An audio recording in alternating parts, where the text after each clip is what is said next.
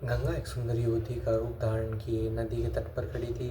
उनके सौंदर्य और नवयौवन ने राजा शांतनु को मोह लिया था। गंगा बोली, राजा, आपकी पत्नी होना मुझे स्वीकार है, पर इससे पहले आपको मेरी शर्तें माननी होंगी।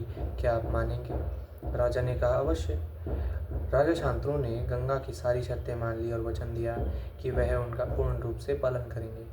समय पाकर गंगा से शांतनु के कई तेजस्वी पुत्र हुए, परंतु गंगा ने उन्हें जीने नहीं दिया। बच्चे के पैदा होते ही वह उन्हें नदी की बहती धारा में फेंक देती थी और हंसती मुस्कुराती राजा शांतनु के महल में आ जाती थी। अज्ञात सुंदरी के इस व्यवहार से राजा शांतनु चकित रह जाते। उनके आश्चर्य और शोक का पारावर न रहता। शांतनु वचन दे चुके थे, इस कारण मन मसोसर रह जाते थे। 7 बच्चों को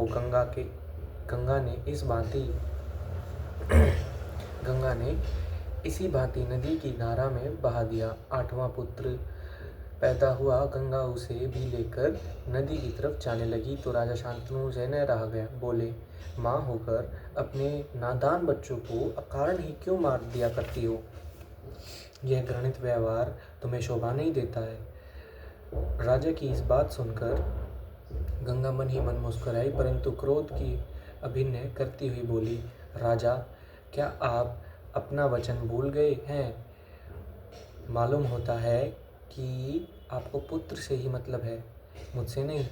आपको मेरी क्या परवाह, ठीक है, पर शर्त के अनुसार अब मैं ठहर नहीं सकती। हाँ, आपके इस पुत्र को मैं नदी में नहीं फेंकूंगी। इस अंतिम बालक को मैं कुछ दिन पालूंगी और फिर पुरस्कार के रूप में आपको सौंप दूंगी। यह कहकर गंगा बच्चे को साथ लेकर चली गई और यह बच्चा आगे चलकर भीष्म पितामह के नाम से विख्यात हुआ। गंगा के चले जाने से राजा शांतनु का मन विरक्त हो गया।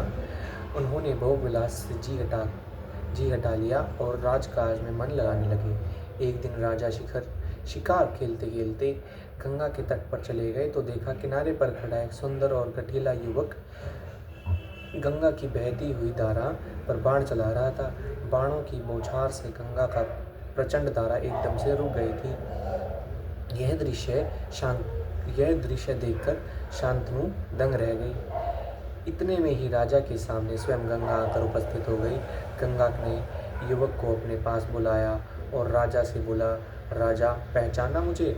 और इस युवक को, यही आपका और मेरा 8वां पुत्र देवव्रत है। महर्षि वशिष्ठ ने इसे शिक्षा दी है। शास्त्र ज्ञान में शुक्राचार्य और रण कौशल में परशुराम ही इसका मुकाबला कर सकते हैं। यह जितना कुशल योद्धा है, उतना ही चतुर राजनीतिज्ञ भी है। आपका पुत्र मैं आपको सौंप रही हूँ, अब ले जाइए इसे अपने साथ। गंगा ने देवव्रत का माथा चूमा और आशीर्वाद देकर राजा के साथ उसे विदा कर दिया। धन्यवाद।